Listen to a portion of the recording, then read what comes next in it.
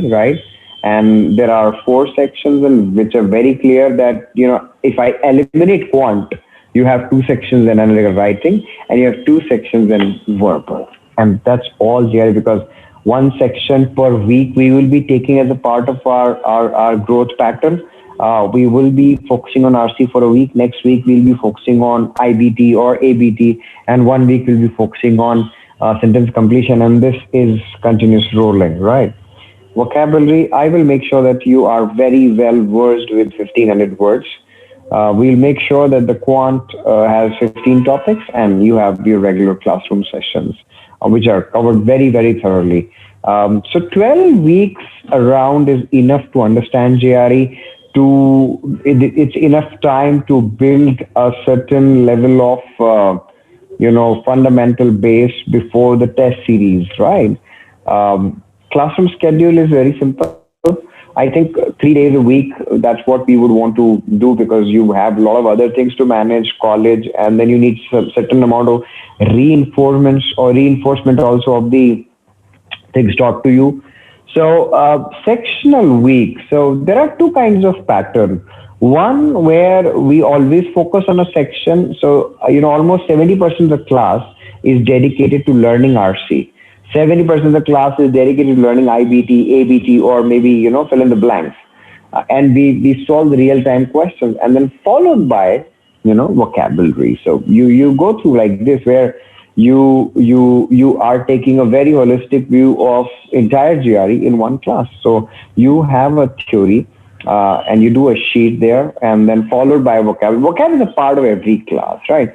And then some of the weeks we just do vocab, because we don't want to do any sections or anything, because sometimes in a week where these sheets and these theoretical coverage take a lot of time, you hardly do any vocab. So we dedicate 1 week where you just do vocabulary, nothing else. Most important part of the classroom program, discussion of sheets, eliminating mistakes, So classroom is every class gets you a growth of 2%, 4%, 5%, So you just make sure that class notes are perfected. The way you know the classes, the way you know the words taught in the classes, the way you know the strategies and tricks in the classes by heart, right? Of course, you have class notes, which will be really making a solid fundamental base.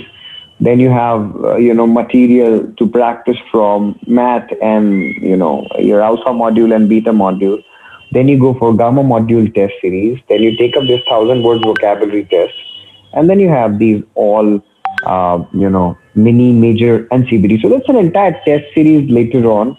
But making sure that class notes and a solid base in reading comprehension and a solid base in mathematics is all these three things will set you up for a great test series, so that you get that level of confidence to face the examination, right? How do you do vocab? Vocab is a big challenge for a lot of students. They always ask, how do we do the vocab? We're not confident about building a good vocabulary. So one of the common ways that we've been taking to develop vocab is to make sure that you learn them in groups. Okay, there are root word methods, but how many words you can cover through roots? Very less number of words. With the grouping method, you will be in a position to cover so many words. Like, for example, there is a word indolent. You don't know indolent, right? But somebody tells you that it means lazy. Okay, so now you know that you don't have to call or use yourself just lazy or as a word. You don't have to use the word lazy, but use the word indolent instead.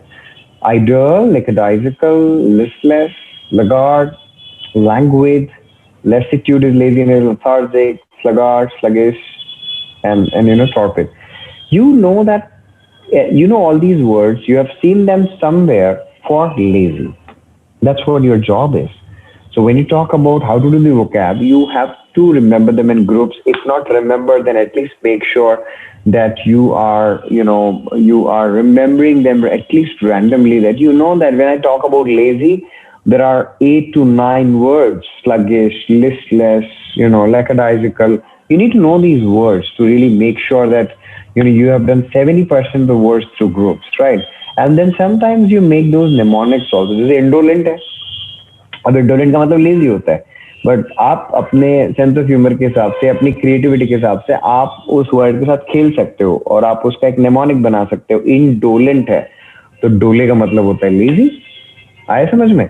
तो अगर आप कहते हो indolent का मतलब lazy होता है, तो डोले, डोले, you know the muscle people, right? So if you are indolent, you will never be able to make doles. Now doles are those muscles, and that's where, okay, indolent. So it's a slight memory connect. These are mnemonic techniques, right? You have to do it your own. I mean, you know that these are the words we will teach you in a creative way in the class, which we will learn today. But indolent means lazy, and sometimes, of course, torpor also, and sometimes that's also a big problem. You get confused between homophones, or the words which look same, or the sound same, or spell same, like indolent versus insolent. So indolent should not be confused with insolent, and insolent is definitely a different word than indolent, and the meaning is completely different. It is rude and disrespectful. So insolent should not be confused with indolent, right? And all these words. So one of the things that in the class we do is to make a cross and to tell you very clearly that don't get confused in these two words. You got to have this more than one meaning wala funda. So if you have a word which is arbitrary, it has usually two meanings. One is random and the other one is dictatorial. So if anybody tells you what is arbitrary, so from GRE perspective, you'll have to remember both the meanings. So remember this cross funda where you don't get confused between the two words. Remember this arbitrary wala funda where you know that it has two meanings, right? So every day we do the same thing. We live and we breathe and we smell, we eat GRE, right? So everything is there in the slide except music. So सब कुछ है music को छोड़ के slide में. One goal, one religion, one passion as GRE. In GRE पे बहुत ज्यादा इसका इम्पोर्टेंस होता है. अभी वो कोविड में बहुत सारी बातें चल रही है कि बहुत सारी यूनिवर्सिटीज GRE नहीं ले रही, which is very true. In fact, a lot of them are not. But then GRE is going to bounce back next year. Next year there is not going to be any COVID, so you can't have any excuse that I did not give GRE. So the departments will again start taking GRE from 2022. This year also it is required by so many schools, but yes, many of them, they are ready to waive GRE, this year. So guys, that's what it's all about. GRE only, so I mean, that was the orientation that, you had to understand what GRE is all about. And now we are about to start our class. It's already 5.1. We'll take a break of around 20 seconds. I'll be setting up my PPT. And this class will take you through a sampler kind of a journey that what GRE is all about, and what should be our mindset when it comes to graduate record examination. So this is the orientation. I hope that it helped you. But yeah, I can still give you some beginner advice. First, start preparing for vocab. Second, start preparing for mathematics. Third, start working on comprehension. So the three things that you are required to do on your daily basis, three workouts. One is going to be your, vocab workout. So you can have three vocab workouts, 1 hour, 1 hour, 1 hour. That's the best way to do it. So you can revise them. And then you can have one workout of RC, which is of 1.5 to 2 hours. And then you can have one workout of mathematics, which can be 2 to 3 hours, as long as 2 to 3 hours. So that's the best way to begin. And then gradually you start doing a lot of words. Then gradually you say that I'm done with math. You say that I'm getting that hang of RCs, and then you start thinking of the date and the test series, and that's how it happens. Okay? So that's what the orientation is all about, guys. I would definitely love to share today's class. Right. So, I mean, 100th is definitely a good milestone. Of course, we never counted our physical classes ever in the history, because we took thousands and 10,000s of verbal classes in last 14, 15 years. But, because it was 100th online session, I thought, to make a mark and to make sure that, one should know how consistent we are, and we need to make sure that whatever we teach, it comes in the examination, right? If everybody's okay, then we should start the class. It's exactly 5.3, and today's agenda of the class is definitely doing a level 5 comprehension problem and followed by vocabulary. So you will have to go through a reading comprehension problem today. And this problem is an official GRE problem. It has been in GRE long ago. And before that, I'll tell you some bits and pieces about how to go through, the comprehension and what all things you need to understand, there is these reading comprehensions, they have this nature, they have this character, and you have to understand that character. You have to understand that what this, graduate record examination RC is all about, right? We've been doing one beautiful RC today. और जब भी मैं GRE RC की बात करता हूँ, I don't want to know what is your reading speed. I don't want to know that how long you've been reading or are you a reader or not. That's not my preference. My preference is very clear that, you should have that zeal to do GRE primarily. And then you should know that, okay, I have to face this. Probably the toughest part of GRE is going to be comprehension. Vocab एक दिन याद हो जाएंगे, मुझे sentence completions मुझसे बनने लगेंगे. But ultimately the problem might still remain even till the day you're giving the exam in RC. ठीक है? तो RC को थोड़ा सा हम समझने की कोशिश करें. Reading comprehension has 3 aspects, right? अगर तुम हिंदी मीडियम से हो तो भी कोई दिक्कत नहीं है. It has these 3 aspects where you definitely have one aspect as the passage. I don't want to call it a passage. I want to call it as an information. And then the second is उस information के लिए कुछ questions आपको दे दिए जाएंगे. And then lastly, you will be given options. अब मुझे बताओ, you have a passage to read, you have questions to understand, and you have options to choose from, correct? अब आप RC कर रहे हैं, right? Passage आपके सामने है. What should be the first thing before you really jump into it? आपको ये clear पता होना चाहिए मेरा reading strategy क्या होगा. So how to read? So if I give you 80-line passage or a 50-line passage, will you read every line, or will you read just first paragraph, or while you're reading, what all information you're supposed to make sense of? So you need to be very clear that if you're reading a passage, how to read is the first fundamental. If you're reading a question, you should know what type it belongs to. So we call it as types of questions. So, it's fixed. 8, 9 types of questions you're going to get in the exam. 8, 9 types. If you know all those types, then you are very clear that yes, this question is of that type that I've read, and this is what my mind should process the information, right? That's how accordingly, right? So if I ask you a direct question, what should be the strategy? If I ask you an indirect question, if I ask you a broad question, if I ask you a specific question, so all these types of questions, we will try to see them today. And when it comes to the options, guys, then there is a thing called POE, process of elimination. So certain options have a certain nature. There are certain traits where you can suspect or learn to suspect options.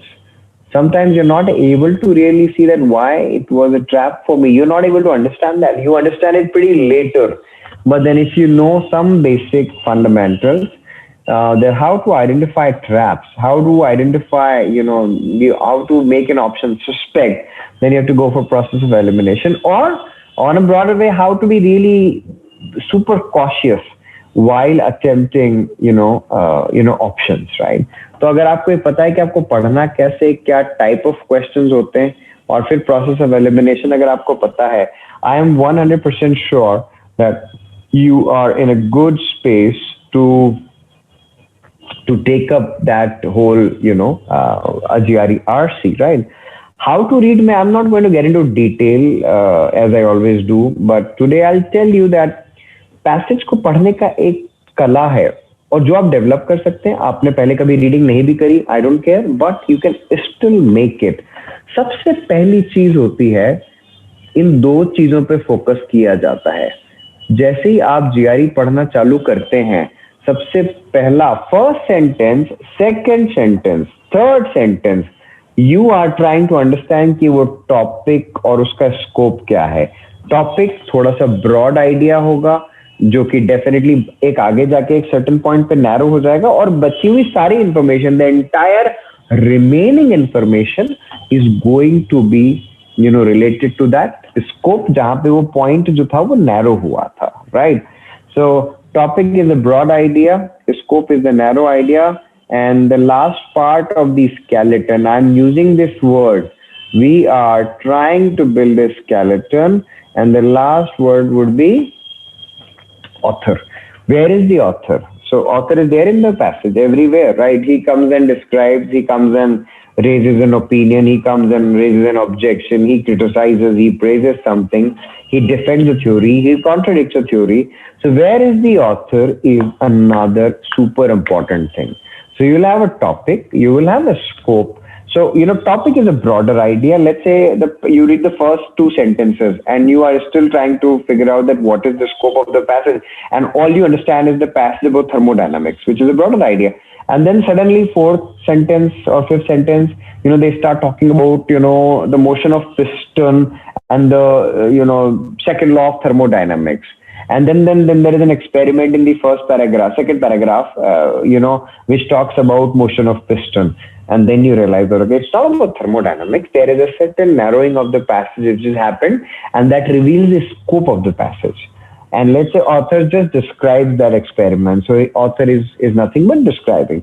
So you have to build that skeleton. You have to read that passage. अब जब आपको scope पता पड़ गया, so then you can fasten the speed. Then you don't have to really read every line and every word and every fact and figure, because you have got the scope. Now you need not to really, just read and consume a lot of time, which will actually mess up with your entire GRE. तो ये ध्यान रखें, passage को पढ़ने का तरीका ये होता है. टाइप्स ऑफ क्वेश्चंस में अगर आपको, सबको पता है primary purpose of the passage, सबको पता है what can be inferred from line 3, सबको पता है according to the passage, which of the following is true in the first paragraph, and blah blah blah. तो क्वेश्चन के types I'll take you through as we go in the exam, and same goes for the options also. Process of elimination में कुछ traits होते हैं जो कभी GRE answer नहीं होते, या कुछ ट्रेट्स होते हैं which helps you suspect an option because it might be a trap rather than the answer. So that's what the basic ideology for all of you guys. अब हम इसके बाद एक कॉम्प्रिहेंशन चालू करने वाले हैं. कॉम्प्रिहेंशन में आपको एक पहला रीडिंग कॉम्प्रिहेंशन होगा, उसको पढ़ने का आपको एक सर्टेन अमाउंट ऑफ टाइम मिलेगा. It's 1 minute. एंड जैसे ही वो पढ़ने का टाइम खत्म होगा, you will be going to question number 1, and for every question you will get same 1.5 minutes, right? So you will have a clock also, and let's see how you guys actually do it. And this is going to be super interesting and exciting. I'll be stopping my video because I know I'll be the distraction for you if my video is on. All of you are required to have the pen and paper with you. You want to make notes of the RCs, you can make. Make sure that before you actually get into the options, you should have your own version of the answer. This is probably the most important thing that I'm telling you today, that you cannot go on to the options empty mind, okay? Your mind has to be a sponge. It has to absorb the information, process the question, again, recollect the information, and then this is the question. That's what I have read in the passage. That's how my answer should look like. That's how, these are the key words that my option should have. So if you do not have a filter before you go to the options, you will not be able to make it, because enough couple of traps are there for you, right? तो ये ध्यान रखना कि और जो लगा रहे हो वो पैसेज में जो लिखा है उसका सही रिप्रेजेंटेशन हो, डायरेक्टली हो या इनडायरेक्टली हो, right?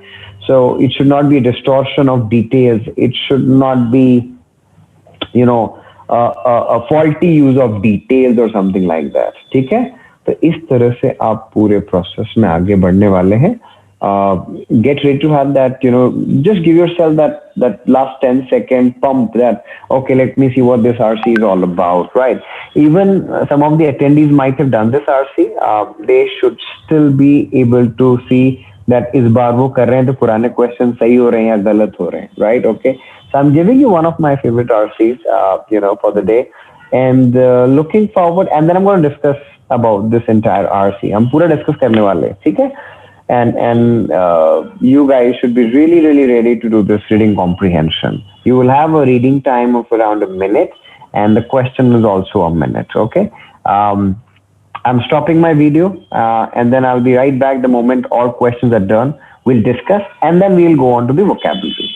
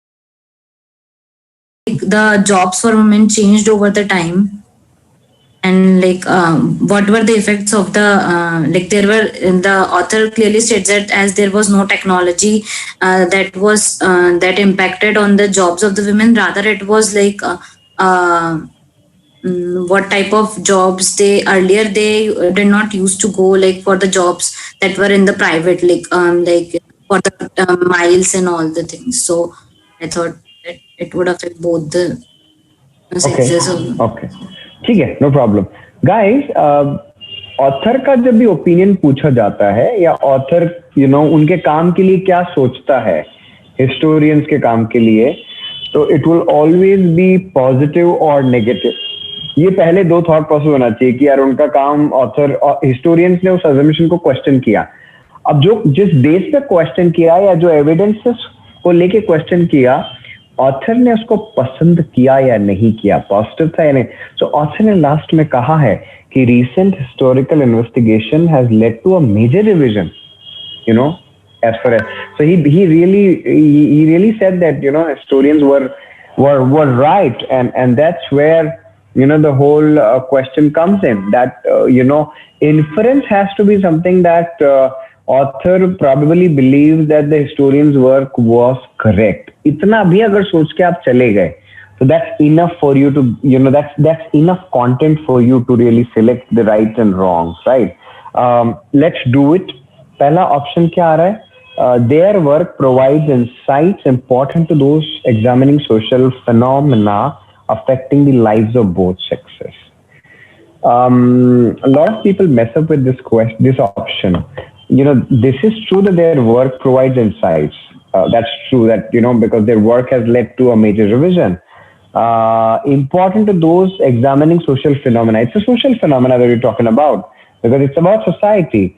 And then it tells you lives of both sexes. Now, most of the part in the passage, you were occupied by women because it was about women's life. But if you read the first, sentence, it was about society. If you read the last sentence, it was about effects, on society. So somewhere down the line, society की बात की गई है. And that is why society की जब बात करते हैं तो वो lives of both sexes होता है. तो ये ऑप्शन में नेगेटिविटी नहीं है. It talks about both the sexes. It's good. B, their work can only be used used cautiously by scholars in other disciplines. नहीं, यहाँ पे how his work can be extrapolated. Historians के काम को कहाँ extrapolate किया जा सकता है वो नहीं बताया. Because they concentrate only on the role of women in the workplace. यहाँ पे लिखा है that they are focusing on women. They draw more reliable conclusions. कहीं ऐसा लगेगा कि इसकी वजह से इनका क्योंकि conclusion तो अच्छा था, but क्योंकि वो सिर्फ women, वो इसलिए reliable था because they are focusing on women. No. D, while highly interesting, that's okay. Their work has not an impact on most historians' current assumptions. So वो क्या सोचते हैं, उनके काम का दूसरे historians के assumption पे क्या फर्क पड़ा है? There is no comparison, and there are no two sets of historians which have been talked about. There is a set of historians who have questioned the assumption and they have questioned it right. E, they oppose further mechanization of work, and they say that the revolution won't come.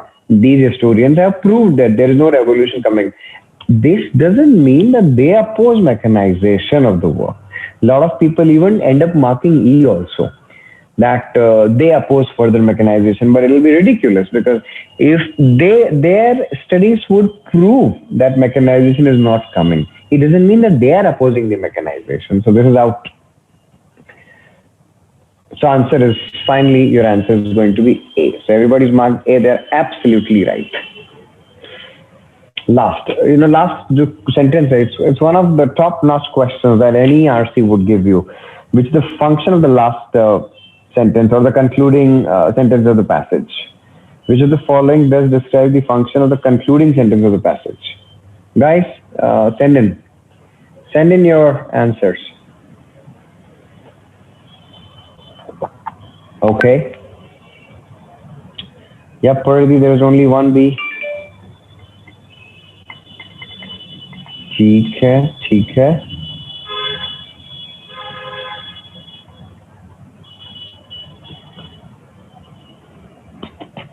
Sarthak, unmute and explain.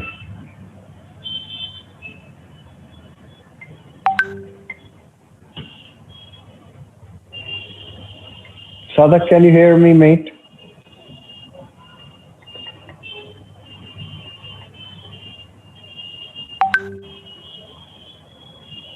Satvik, unmute and explain. Satvik, yeah, Satvik, go ahead. Yeah, Satvik. Sir, from the last line of the passage, we can see that mechanization maybe even has slowed any chance in the traditional position of the woman. The last sentence, yes. Yes, sir. So I go with this line. That's why I marked B. That's the line. That's the line you have to remember. That's the concluding sentence. Yes, sir. Right? Yes, sir. I thought that the conclusion is not given proper enough. Okay, no problems. I'll explain again. So guys, concluding sentence hai ki, let me read it for you. It says that mechanization may even have slowed any change in the traditional position of women both in the labor market and in the home. Guys, for the entire passage, we were talking about whether revolution is going to come or not. You right? Right from the first line, the assumption comes, then the student is going to question, and they question it right. So the second last sentence, actually the passage is finished. That the revolution is not going to come. Second last line, if you read the second last line, second last sentence, it tells you that the revolution is not coming, right? But then this sentence tells you to forget about revolution. If there is any change in the position of women as far as their traditional position, it is going to get slower. तो बोलते हैं ना वो तो दूर की बात हो गई, ये वो तो होना ही नहीं है. जो ट्रेडिशनल पोजीशन में बदलाव आना है उसकी गति और धीमे हो जाएगी. Now that means this is something we never talked about, that what will happen to traditional position. हम तो ये बात कर रहे थे कि रेवोल्यूशन आएगा या नहीं आएगा. तो अब हमको ये सोच के अगर हम जाते हैं ऑप्शंस में, तो हमको जो ऑप्शन मिलता है, पहला है it sums up the general points concerning the mechanization of work made in the passage as a whole. This perfectly applies to the second last sentence of the passage, because second last sentence of the passage tells you that mechanization is going to come, and that was our whole point, and that's where A is all about. But this is not about the last sentence, because last sentence we are talking suddenly a new thing, that he says that revolution तो भूल जाओ, the traditional position में जो change आना है उसकी भी गति धीरे हो जाए. Okay, so that's something new. It draws a conclusion concerning the effects of mechanization of work, which goes beyond the evidence, because evidence was all about whether the revolution will come or not. So it goes beyond the evidence presented in the passage as a whole. ठीक लग रहा है, because this is a beyond thing. Passage was concluded, finished in the last sentence, second last sentence. D. It qualifies author's agreement with the scholars who argue for a major revision in the assessment. I think it is not qualifying the author's agreement. What a lovely thing. अगर last line ये कहती कि इस condition पे revolution आ जाएगा, इस condition पे revolution आ जाएगा, तो डी ऑप्शन होता. बिकॉज ऑथर की किसी बात को क्वालिफाई करने का मतलब होता है कि वो अग्री कर रहा है, but with a condition agree करेगा. तो हिस्टोरियंस ने तो कह दिया था कि भैया रेवोल्यूशन नहीं आएगा, और अगर नीचे कंडीशन आती कि हाँ रेवोल्यूशन आएगा, तो ऑथर का जो एग्रीमेंट था हिस्टोरियन से वो क्वालिफाई हो जाता, वो लिमिट हो जाता, वो रिस्ट्रिक्ट हो जाता. Because qualify means to limit और to restrict. So this is not the answer. It suggests a compromise between two contradictory views concerning the mechanization. So there is no contradiction. Revolution नहीं आएगा और वो तो कभी आएगा ही नहीं, और मामला खराब हो जाएगा. तो एक ही डायरेक्शन में जा रहा है, वो चीजें हो रही है और खराब हो रही हैं. So that means there is no contradiction given in the passage. The answer is going to be definitely it's going to be B, where the last sentence of the passage tells you something completely new thing, though it is in the same direction, that revolution is not going to come. Be prepared for something worse. So it's in the same direction. There is no contradiction. And when you do this whole RC, guys, you look at, there's no vocabulary, bothering, anywhere. Hardly any words which were of, which were from the set of heavy vocabulary. So don't expect a lot of vocabulary in comprehension, except vocabulary in sentence equivalences and maybe, 10% dependence of vocab in the, comprehension. So ये हमने बहुत अच्छे आज एक पूरा passage किया. We have some time. Let's do some words before we, end this session. crafty sophists. आपको पता नहीं होगा sophist क्या होते हैं. हमारे vocab का एक छोटा सा सेशन है आज जो हमने प्लान किया है. अब आपको कुछ वर्ड सिखाते हैं. Crafty sophists make sure that you get trapped with their dash reasoning. Sophists are philosophers. Sophistry is philosophy. वो एक philosophy होती है जो बड़ी kind of आपको trap करती है. तो you know, crafty तो चतुरे जो हम कहते हैं. Crafty people are really cunning, and people who are really deceitful, those are crafty people. Sophists are philosophers, and they come up with false reasoning. And that's why अगर कोई चीज आपको लगती सही है, आप उसके बातों के जाल में फंस गया, तो मतलब कहेंगे उसकी रीजनिंग या उसके आर्ग्यूमेंट्स कैसे थे, स्पीशियस थे. तो आपको ये पता होना चाहिए, स्पीशियस एज अ वर्ड का मतलब होता है it is appearing to be true but it is false. It's a negative word, and you can say that sometimes people get trapped in the specious reasoning of people. तो species arguments, species reasoning जो लगती तो सही है but ultimately गलत होती है. और वाकई में बाबा लोग और कुछ लोग जो है वो इस तरह की फिलॉसफी को एम्प्लॉय करते हैं, उसे हम स्पीशियस कहते हैं. स्पीशियस का मतलब होता है appear to be true but false. It is not spacious, it's specious. और आपसे जब पूछा जाएगा कि एक जनरल वर्ड जो स्पीशियस के साथ कौन सा याद रखना है, तो वो हमेशा ध्यान रखें plausible. Plausible is a word which you have to remember. Plausible is not negative. Plausible is at least probable or likely. जो दिख रहा है वो समझ में आ रहा है. तो आपसे कोई पूछेगा what do you mean by the word plausible? So plausible means probable. Plausible means likely. But what is specious? It is plausible but invalid. It's a negative word. So specious is something which appears to be true but it is wrong. It is negative. And plausible का मतलब होता है something which appears to be true, and that's it. It is probable. It is likely. And that's what the whole, these two words can be remembered together, but specious negative because it's eventually it's wrong. It's not correct. And plausible is definitely probable. Very important connotation.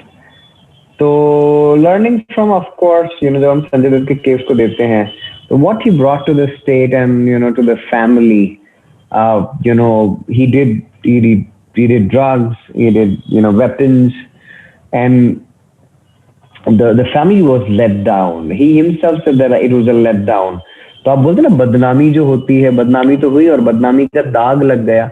जो दाग होता है बदनामी का बच्चों, उसे हम कहते हैं स्टिग्मा. और स्टिग्मा का मतलब होता है टोकन ऑफ डिसग्रेस, या जिससे हम शेम भी कहते हैं. ठीक है. तो जो स्टिग्मा होता है टोकन ऑफ डिसग्रेस, और डिसग्रेस जो बदनामी होती है, डिसऑनर जो होता है, शेम बोलते हैं हम उसको. और this is one of the topmost families that you have to really take care, guys. अब देखो इतने सारे वर्ड्स हैं और इन सब का मतलब एक ही होता है. It means nothing but infamy. It means notoriety, ignominy, and these are top words for when you do something wrong, when you do something disgraceful. Opprobrium is one of the basic words. Blemish is amazing and really important. Disgrace, disgraceful, जिसे हम कहते हैं, dishonor. So all these words, they talk about when you do something shameful and what it brings to you, and that's why one of the very important words is stigma. Stigma का मतलब होता है token of disgrace. And when there is a token of disgrace or a shame, you call it as something shameful, infamous. You hear this whole phrase notorious criminal. So when some criminal is notorious, he is known for all the wrong reasons. Ignominious, opprobrious, blemish, disgrace. And so जो बदनामी वाली जो family होती है, जिसे हम disgrace कहते हैं, जिसे हम shame कहते हैं, these are the words, and you can remember from Sanjay that when you do something bad, when you do something really illegal, what it brings to the family, shame, right? That's how it works out. Okay. I mean, he thoroughly enjoyed his stint as whatever years, and मैंने stint को 2 बार use किया है. Are you getting what I'm trying to say here? There are 2 meanings of stint, and can you see both the connotations here? He thoroughly enjoyed his stint as a person or as a director or as a CEO or something like that. Stint का एक मतलब आपको दिख रहा होगा यहाँ पे allotted portion of job जिसे हम टास्क कहते हैं, और दूसरा लिखा है I promise I would never stint my affection toward you. So one stint is your allotted portion of job in the first sentence. In second sentence, a stint means nothing but to limit. So आपके दो connotations हैं. Stint you have to remember it. One meaning is going to be your job or allotted portion of job, and one stint is going to be as a verb. So you can see the parts of the speech is differing. As a verb it's different और यहाँ पे ये अलग है. So stint का एक usage क्या होगा? To limit. So you say I would never stint my affection toward you. So one stint is to limit and one stint is definitely this. So ध्यान रखें, बहुत important words हैं. Stint as a word is super important. Agreement is not drafted properly. Please dash and conditions clearly. बहुत basic है. Stipulate. आपसे ये word भी बड़ा एक ही word, individual word है. And the moment it comes in GRE, sometimes you are taken aback because it is. You speculate only, and that is the word that comes to your mind. Okay, I know speculate, but this is stipulate, and speculate and stipulate are completely different words. Stipulate means to specify. So you say that when you're writing down a contract, you need to stipulate conditions properly. So any sort of specification, anywhere where you specify things, you have to stipulate. So remember, individual word है. Stipulate का मतलब होता है nothing but to specify. It's very very basic word. Okay, what's with this picture? You have to stipulate. So remember, individual word है. Stipulate का मतलब होता है nothing but to specify. It's very very basic word. Yes, it is. Okay, what's with this picture? You have to stipulate. So remember, individual word है. Stipulate का मतलब होता है nothing but to. When face has no expression, I mean, when you don't show any feelings, when you don't show any emotions, or you don't have any feelings or emotions. It's either ways. One of the topmost words that you really understand is stolid. So this is one of the last words for the day. Title डाल दो, no feelings or expressions. When you have no feelings, when you have no expressions, it is stolid. All these words. So stolid, stoic, nonchalant, right? Sarthak, dabbling is being, non-serious with any activity. So when you dabble, you're being non-serious, but this is not being dabbling. This is about like बोलते ना यार, बेदर्द जो word होता है जिसमें आपको कोई feeling और emotion नाम का चीज नहीं होता है, बोलते हैं how can you be so nonchalant or indifferent to his sufferings, right? So it is very very serious word, and the idea is there's no expressions. We talk about stolid, stoical face होता है, indifferent और patches for feelings होता है, so no feelings, apathy हो गया. Patchy डर्म का मतलब होता है derm is for skin, thick skin. अगर तुम मोटी चमड़ी का तो कोई फर्क नहीं पड़ेगा. So if you want to survive in politics you have to be a pachyderm, right? Callous, insouciant, wooden, deadpan, no expression, no feelings, right? और ल्यूकवार्म, एक तो होता है फीलिंग्स है ही नहीं, और एक okay, not too hot, not too cold. That expression is expressed with these two words, lukewarm and tepid.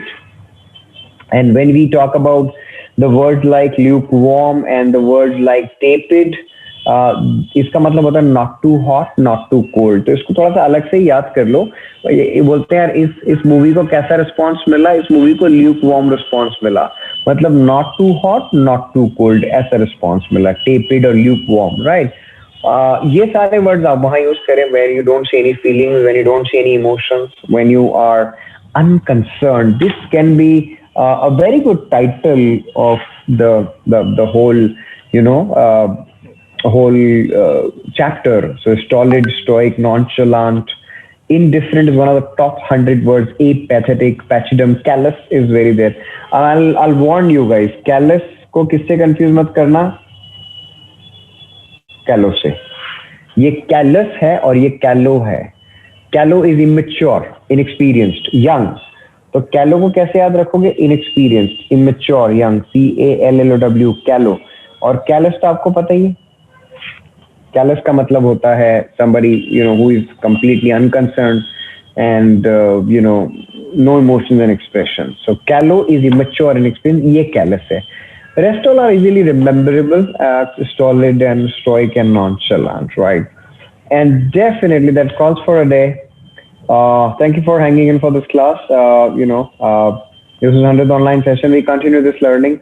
You guys have your, lot of you have your GRE lined up in, in coming weeks. So keep preparing hard for this. And I am definitely looking forward for continuing this journey, GRE verbal training journey, as long as, I'm alive. So see you soon in the next class.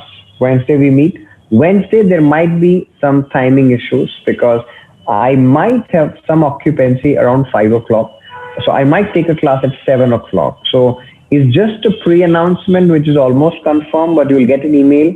I would take a class from 7 to 8 in the evening on our Wednesday.